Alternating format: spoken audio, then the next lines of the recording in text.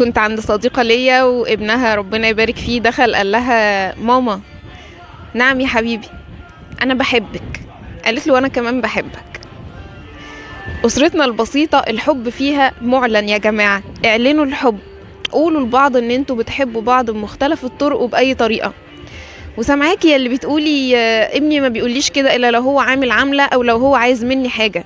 افتكري ان انت كمان بتقولي له اعمل الواجب عشان احبك، وافتكري لما بتقولي له حبيبي هقول لك على حاجة، انت حبيب ماما عشان تطلبي منه طلب. الابناء بيقلدوا الاباء. كل ما تقولي لابنك ان انت بتحبيه، كل ما تقولي لبنتك ان انت بتحبيها، انت بتزرعي فيهم حاجات جميلة جدا، بتزرعي فيهم شعور بالقيمة. وانت كل ما تقولي لبنتك ان انت بتحبها، كل ما ده بيديها ثقة بنفسها اكتر. وكل ما تقول لابنك ان انت بتحبه، كل ما ده بيعلي تقديره لنفسه اكتر واكتر. اعلنوا الحب بأي طريقة تكون مناسبة للطرف الآخر وبتشعره بالحب وبتشعره بالسعادة. اعلنوا الحب دايما وباستمرار.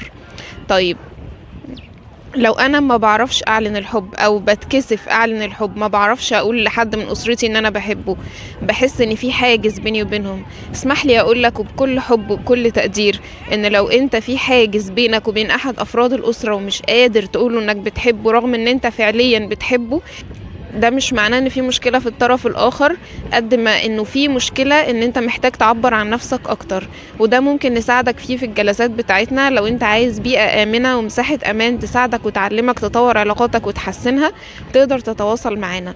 طيب، احيانا بيكون في طرف في البيت هو مضطرب بشكل ما، ممنوع الحب يعلن قدامه. يعني كل ما يلاقي الدنيا كويسة او يلاقي الاخوات بيحبوا بعض او كذا، يعني بيبقى عنده مشكلة وبيخرب الدنيا. يعني ده بيبقى موجود وبرضه من واقع الجلسات ومن واقع الحياة.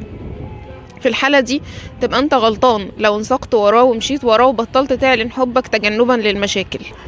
انت هنا مش محتاج توقف انك تعلن حبك عشان تتجنب المشاكل او عشان الحياة تبقى افضل نهائي. انت هنا محتاج تتجاهل الشخص ده وتقوي ثقتك بنفسك وتقوي شعورك بالقيمة. ما تفضلش ان انت مجرد ماشي وراه بس عشان ما يحصلش مشكلة، محتاج تتجاهله. لو في شخص هو بيتضايق جدا لما يبقى في علاقات حب واضحة وقوية في البيت، معناه ان الشخص ده محتاج يتعالج، معناه ان الشخص ده مضطرب.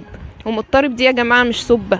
مضطرب دي معناها زي ما يكون اي حد عنده مشكلة عضوية. يعني الشخص المريض ده هو مش سبة. يعني الشخص المضطرب هو محتاج يتعالج، مش محتاج ان احنا نساعده على اضطرابه بان احنا نحقق له كل اللي هو عايزه. تمام؟ اعلنوا الحب، قولوا اللي بتحبوهم ان انتوا بتحبوهم. اعلنوا الحب جوه الاسرة. مش كفاية ان احنا نكون عارفين اننا بنحب بعض، احنا كمان محتاجين نعبر عن ده بالاقوال وبالافعال. وهحط لكم هنا في كومنت اللينك بتاع اليوم الاول لكورس شفرة قلب. ولو انت عندك مشكلة في التعبير عن الحب او في استقبال الحب مع افراد اسرتك، ابعت لنا رسالة واحجز جلستك دلوقتي. اتفرجوا معايا على البحر النهاردة قد ايه جميل.